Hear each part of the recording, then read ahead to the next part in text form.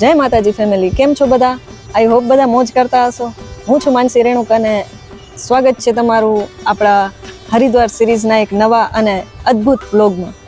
મિત્રો, હરિદ્વારમાં આવીને ગંગા સ્નાન તો બધે કરે જ છે, પણ શું તમે જાણો છો કે હરિદ્વારને એક સિદ્ધપીઠની નગરી પણ કહેવામાં આવે છે? એ શું કામ?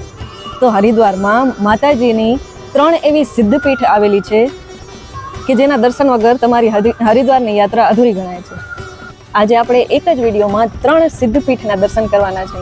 મનની ઈચ્છા પૂરી કરનારી માં મનસા દેવીને, શત્રુઓનો નાશ કરનારી માં ચંડી દેવીના, અને જેના નામ પરથી આ શહેરનું નામ પડ્યું છે માયાપુરી, એવા હરિદ્વારના અધિષ્ઠાત્રી દેવી માં માયા દેવીના.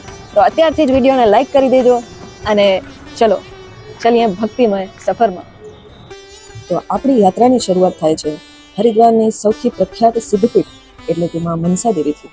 આ મંદિર બિલવા પર્વત પર આવેલું છે. અહીંયા આવવા માટે 2 રસ્તા છે, ચાલીને અથવા રોપવે. માં વિશે કહેવાય છે કે તેઓ ભગવાન શિવના માનસ પુત્રી અને વાસુકી નાગના બેન છે. માનસા એટલે મનની ઈચ્છા પૂરી કરનારી માં એટલે માં મનસા દેવી. હવે હાલશું ગંગા નદીના બરાબર સામેના નીલ પર્વત પર. અહીંયા બિરાજમાન છે માં ચંડી દેવી.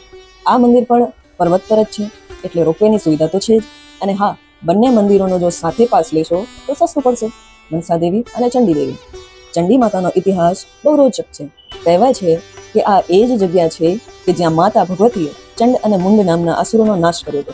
મુખ્ય મંદિરની સ્થાપના 8મી સદીમાં આદિ શંકરાચાર્ય કરી હતી, અને અત્યારનું જે મંદિર દેખાય છે તે કાશ્મીરના રાજા સુચત સિંઘે 1929માં બંધાવ્યું હતું.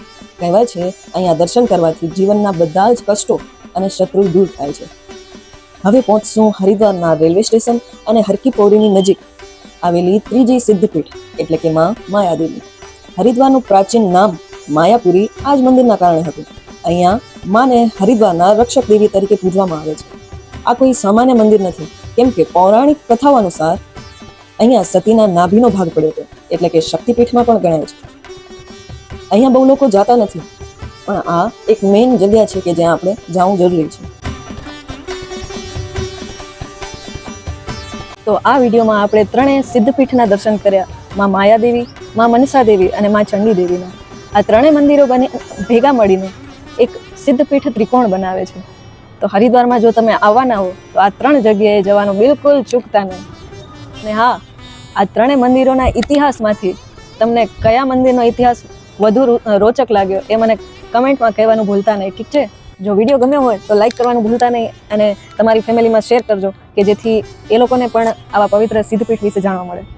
અને જો સબસ્ક્રાઈબ ન કર્યું હોય તો પ્લીઝ સબસ્ક્રાઈબ પણ કરી લેજો, કેમ કે હરિદ્વારની હજી આપણી આ સિરીઝ ચાલુ જ છે, તો એનામાં હજી આવા ઇન્ટરેસ્ટિંગ વિડીયો આવવાના છે.